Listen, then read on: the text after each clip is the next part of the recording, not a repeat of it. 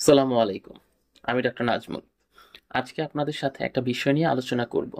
বিড়ালের নাক দিয়ে কেন পানি পড়তে থাকে এবং সাথে মুখ দিয়েও কেন প্রচুর পরিমাণে লালা জল পড়ে। এইটার আসলে বেসিক কারণ কি এবং ঠিক কেন হয়, আর হইলে আপনি কি কি যত্ন ও নিতে পারেন, সেই বিষয়গুলো নিয়ে আজকে আমরা পুরোটা আলোচনা করার চেষ্টা করব। তো একদম প্রথম সিকোয়েন্সে এইটার হওয়ার কয়েকটা কারণ সম্পর্কে আমি আপনাদেরকে বলে দিই। যেমন হচ্ছে ফ্লু হইলে কিন্তু সাধারণত দেখা যায় এই ঘটনাটা ঘটে, যে বিড়ালের নাক দিয়ে প্রচুর পরিমাণে পানি পড়তেছে, মুখ দিয়ে আস্তে আস্তে লালা পড়তেছে, চোখ দিয়েও তখন পানি পড়তেছে। এই এটা ওই ফ্লুর ক্ষেত্রে খুব কমন। কিন্তু ফ্লুর ক্ষেত্রে সাথে দেখবেন কি খুব বেশি পরিমাণে জ্বর থাকবে, খাওয়া দাওয়া বন্ধ করে দিবে, পাতলা পটি থাকবে, এরকম ওই আনুষঙ্গিক বিষয় ওইটার সাথে আবার এগুলোও থাকবে। তখনই আপনি বুঝে নিতে পারবেন যে এটা ফ্লু হইছে। আর মুখ দিয়ে যে লালাটা পড়বে, এটা তো হচ্ছে প্রথমে মুখ দিয়ে লালা পড়ে, কিন্তু পরবর্তীতে গিয়ে দেখবেন যে হলুদ কালারের বমি করতেছে। যদি হলুদ কালারের বমি করে তাহলে একদম তো আপনি কনফার্ম যে আলটিমেটলি ওর কি হয়েছে, ওর ফ্লু হয়েছে। তাহলে ওকে ফ্লু ট্রিটমেন্ট করতে হবে। এছাড়াও দেখা যায় এই নাক দিয়ে পানি পড়ার, মুখ দিয়ে লালা পড়ার আরো অনেকগুলা কারণ আছে। যেমন ধরুন যে ওর মুখে কোনো ক্ষত হইছে। ওই মুখের ওই ক্ষতর থেকে অনেকেই আছে ক্যাট ফুড খায়, ক্যাট ফুড খাইলে কিন্তু অনেক বিড়ালের দাঁতের সমস্যা তৈরি হয়। ওই দাঁতের সমস্যা থেকে আলটিমেটলি মুখে ঘা হয়। এখন এইটার যদি বেসিকিয়া বলি, ক্যাট ফুড কিন্তু যখন পাকস্থলিতে যায় প্রচুর পরিমাণে অ্যাসিড উৎপন্ন করে। ওই অ্যাসিড যখন আবার ওই যে ফিডব্যাক পদ্ধতির মাধ্যমে রিফ্লেক্স করে মুখে আসে, তখন মুখেও একটা ঘা বা ক্ষতর সৃষ্টি করে। তখনই দেখা যায় যে কোনো কারণে ওই দাঁতের গোড়ায় বা মুখে যদি ক্ষতের সৃষ্টি হয়, মুখ দিয়ে অনবরত লালা পড়তে থাকে, কোনো জিনিস গিলতে পারে না, বা মুখে তখন প্রচুর পরিমাণে দুর্গন্ধ হয়। এই সমস্যাটাও বেসিক্যালি তখন আলটিমেটলি তৈরি হয়। এইটা হচ্ছে আলটিমেটলি মুখের বা দাঁতের যদি কোনো সমস্যা থাকে সেজন্য হইতে পারে। 3 নম্বর কারণ হইতে পারে মুখ দিয়ে লালা পড়ার এবং নাক দিয়ে পানি পড়ার, যদি ও কোনো বিষাক্ত জিনিসপত্র আলটিমেটলি খেয়ে ফেলে। বিষাক্ত জিনিস বলতে কি, ওই যে ধরুন বাসায় তেলাপোকা বা ইঁদুর মারার যে ওষুধ আছে সেটা যদি কোনো কারণে খেয়ে ফেলে, বা তেলাপোকাই খেয়ে ফেললো, বা ইঁদুরই খেয়ে ফেললো, বা ছোট কোনো এরকম বিষাক্ত গাছ খেয়ে ফেললো, যেগুলো কিনা আমরা টবে শৌখিন গাছ হিসেবে রাখি, তখন সাধারণত ওর বডিতে আলটিমেটলি এই সমস্যাটা তৈরি হবে। আর এইটা যদি ওর তৈরি হয়, তখন সাথে কিন্তু অতিরিক্ত পরিমাণে লালাও বের হবে এবং ওর বডি কাঁপুনি দিবে, মানে কাঁপুনি দিয়ে আলটিমেটলি সমস্যাটা আপনার মধ্যে এই লক্ষণটা প্রকাশ করবে। এছাড়াও আরো কয়েকটা কারণ হইতে পারে, যেমন হচ্ছে নিউরোলজিক্যাল একটা কারণ। যে অনেক বিড়ালি আছে, যেমন এরকম অনেক বিড়ালি আপনি দেখতে পারবেন যাদের কিনা বয়সের একটা নির্দিষ্ট সময় গিয়ে মুখ দিয়ে অটোমেটিক্যালি লালা পড়তে থাকে, যেগুলোর কিনা অনেক বেশি বয়স হয়ে যায় তখন। আর এগুলার চিবানোতে একটা সমস্যা হয়, নাকের এক পাশ দিয়ে অটোমেটিক পানি পড়তেই থাকে সবসময়।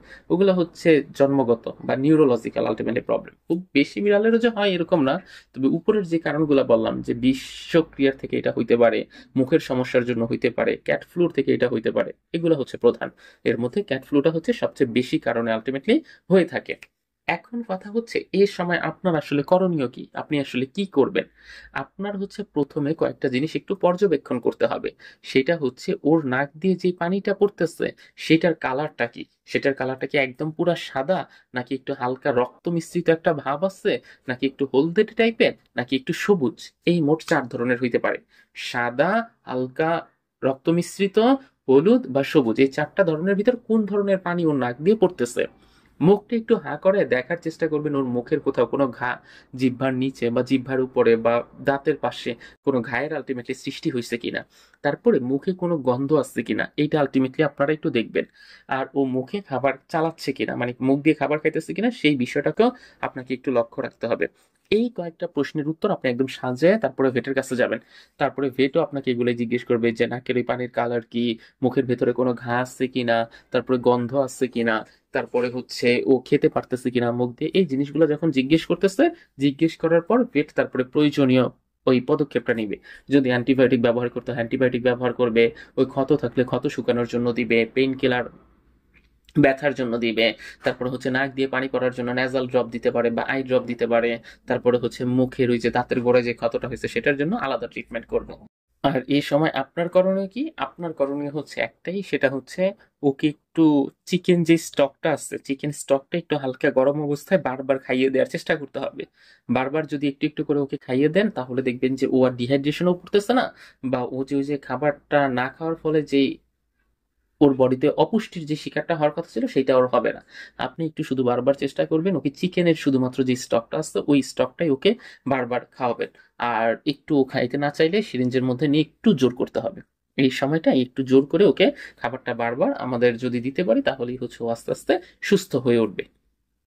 তো এই ছিল আমাদের আজকের ভিডিও। আশা করি ভিডিওটি আপনাদের ভালো লেগেছে এবং ভিডিওতে যেই টপিকটা সম্পর্কে আলোচনা করেছি আপনারা সেটা খুব সুন্দরভাবে বুঝতে পেরেছেন।